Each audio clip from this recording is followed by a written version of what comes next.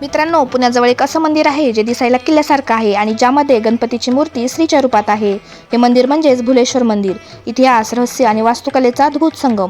पुण्यापासून सुमारे 45 ते 50 किलोमीटर अंतरावर यवतजवळ दौलतमंगल किल्ल्यावर हे मंदिर आहे. हे मंदिर अतिशय प्राचीन असून 8व्या शतकात उभारलं गेलं असं मानलं जातं. नंतर यादव राजांनी 13व्या शतकात याचं पुनर्निर्माण केले. काही लोककथेनुसार हे मंदिर पांडवांनी बांधले असंही मानले जाते.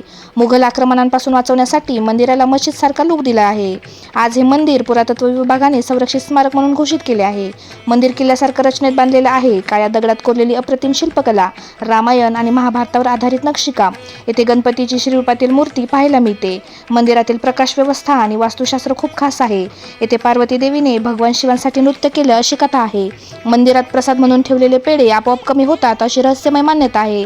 त्यामुळे हे मंदिर रहस्यमय मंदिर म्हणून प्रसिद्ध आहे. मंदिराचे मुख्य देव भगवान शिव भुलेश्वर आहेत. महाशिवरात्री आणि श्रावण महिन्यात मोठी गर्दी होते. भक्त येथे शांती, सुख आणि विवाह सुखासाठी प्रार्थना करतात. तर मित्रांनो, इतिहास, रहस्य आणि अद्भुत वास्तुकलेचा संगम असलेलं हे भुलेश्वर मंदिर एकदा नक्की भेट द्या. व्हिडिओ आवडला असेल तर लाईक करा, शेअर करा आणि आपल्या चॅनलला सबस्क्राईब करायला विसरू नका. थँक्यू.